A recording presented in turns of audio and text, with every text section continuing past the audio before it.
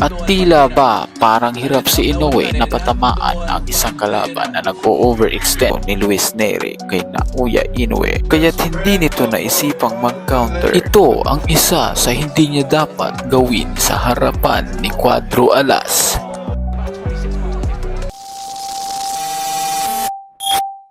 Naoya Inoue, ang binansagang halimaw ng Japan, hindi maitatanggi ang kanyang taglay na lakas, bilis at talino sa ibabaw ng ring.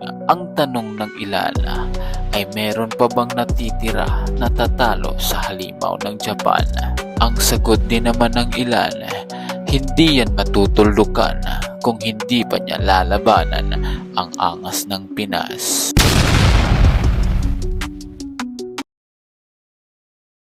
Hindi kaila sa atin na si Naoya Inoue ay may footwork na kagaya kay Manny Pacquiao. Ito nga yung biglang pag-step in patungo sa kalaban. Pansinin mabuti ang guard ni Naoya Inoue. Mabuti na lang at malaki ang respeto ni Luis Neri kay Naoya Inoue, kaya't hindi nito naisipang mag-counter. Ito ang isa sa hindi niya dapat gawin sa harapan ni Cuadro Alas.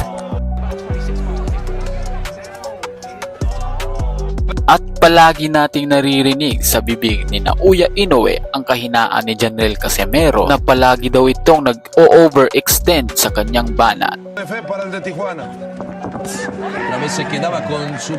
Pero napag-alaman nating hindi masyadong delikado para kay Casimero ang mag-overextend sa harapan ni Inoue. Kung inyong napapansin, si Janel Casimero ay biglang napunta sa kabilang side ng ring.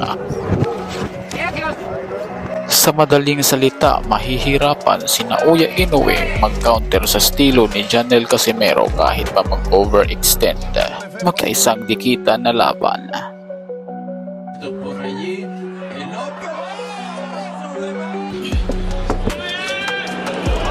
Dahil tatagos talaga ang kamao ni Casimero kahit naka-full cover ang kalaban.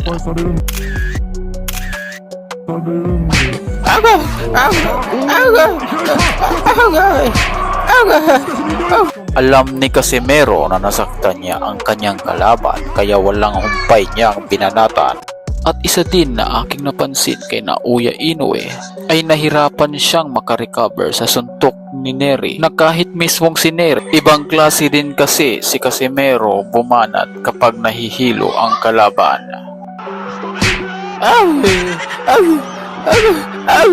Ayaw ko na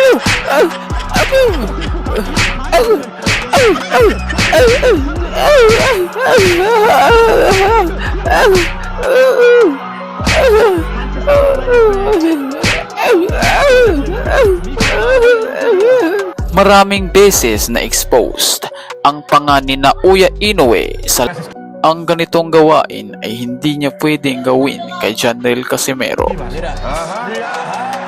Sa kadahilanang si Casimero ay may quick left hook